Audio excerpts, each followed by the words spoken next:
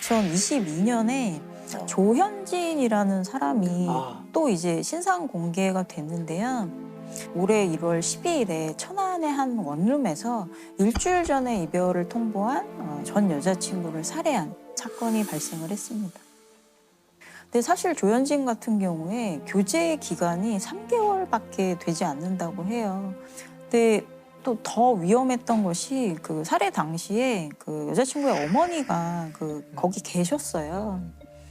그 사건의 내막을 보면 이제 일주일 전에 헤어지고 조현진이 찾아와서 본인의 짐을 가져가겠다라고 해서 이제 들여보냈더니 어머니가 계시니까 화장실에 가서 얘기하자면서 그 여자친구를 화장실로 유인을 한 거죠. 사실은 조현진이 편의점에서 흉기를 사왔던 거예요. 그래서 그 안에서 피해자에 대한 공격은 이루어졌고 이제 갑자기 그 전 여자친구가 비명을 지르기 시작하니까 그 어머니가 화장실 문을 막 두드리고 비명을 지르셨죠. 그랬더니 조현진이 문을 열고 밀치면서 그 어머니를 밀치면서 도주했다가 결국은 이제 체포가 된. 사실 그 어머니도 굉장히 위험할 수 있었던 그런 사건입니다. 이별을 통보한 전 여자친구를 살해한 혐의로 27살 조현진에게 1심 법원이 징역 23년을 선고했습니다. 이 재판부는 눈앞에서 딸을 잃은 어머니의 고통을 가늠하기 어렵다며 엄벌이 필요하다고 밝혔습니다. 원래 죽일 생각을 갖고 들어간 건가요? 아니요. 근데 흉기는 왜 구매했는데요? 모르겠어요. 유가족들에게 한 말씀 하시죠. 죄송합니다. 그게 다예요? 네. 교제 범죄 이런 특성들이 있을까요? 이런 범죄를 저지르는 사람들의? 사실 이제 조현진과 김홍일의 어떤 공통점을 보면 두 사람 다 전과가 없어요. 그러면 평소에는 다른 사람들에게 반사회적 행위를 한 적이 없는 사람이 어떻게 갑자기 이렇게 잔인한 범죄를 저지르나. 그래서 과거에 전통적으로 교제 범죄와 관련이 높다라고 이제 연구되어 온 요인들이 몇 가지가 있는데 그 중에는 그 사람으로부터 거절당하는 걸 굉장히 두려워하고 어떤 부정적 사건이 있을 때 스스로를 돌아보기보다는 남 탓을 하거나 타인 비난을 하는 그런 사람 같은 경우에도 사실은 교제 범죄의 위험성이 있다고 이야기를 하는데요. 근데 사실 최근에 들어서 교제 범죄와 관련성이 높을 수 있어서 연구가 굉장히 많이 되고 있는 그 내용이 자기애, 나르시시즘에 대한 내용이에요.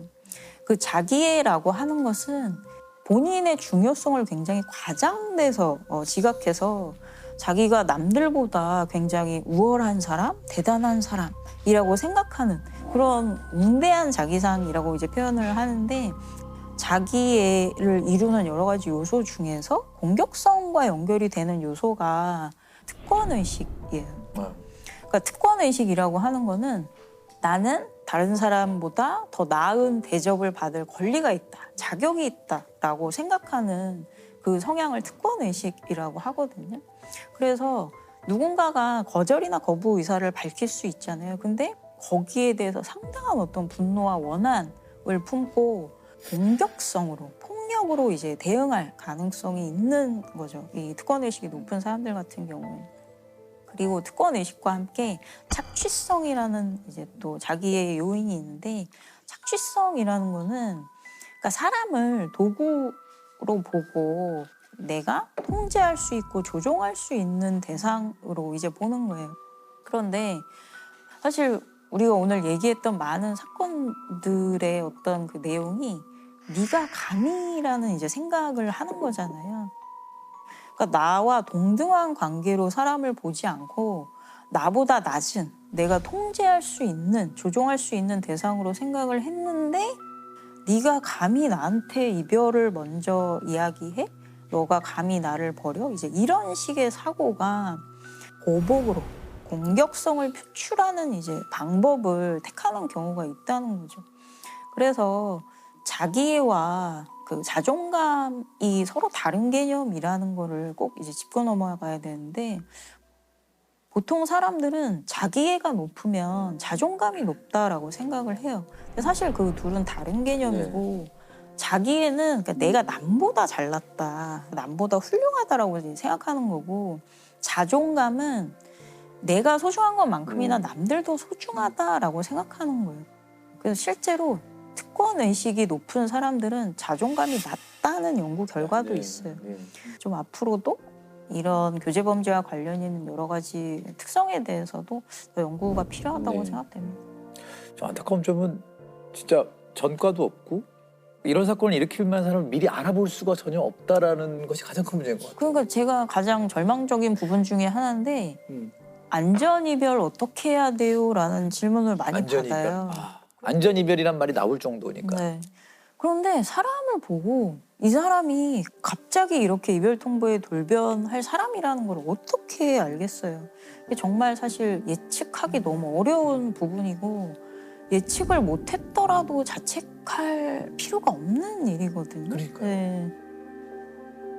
제가 제일 안타까운 것 중에 하나가 이런 사건이 보도가 되면 댓글에 뭐라고 많이 달리냐면 그러길래 진작 헤어지지. 그렇죠. 왜 네. 그런데 예를 들어서 한 번의 어떤 데이트 폭력이 발생을 했다라고 하면은 그 상대방은 두려움의 대상이 되거든요. 그러니까 안 헤어지는 게 아니고 못 헤어지는 맞아요. 것에 훨씬 가까운데 그런 식으로 댓글에서 다른 사람의 어떤 어려움이나 그런 복합적인 내용에 대해서는 알지 못하면서 진작에 헤어지지 않은 것이 뭔가 잘못인 것처럼 얘기하는 거는 너무 잘못된 것 같아요. 그리고 이런 사건을 와 되게 사랑했나 보다. 뭐 이런 식의 미화법.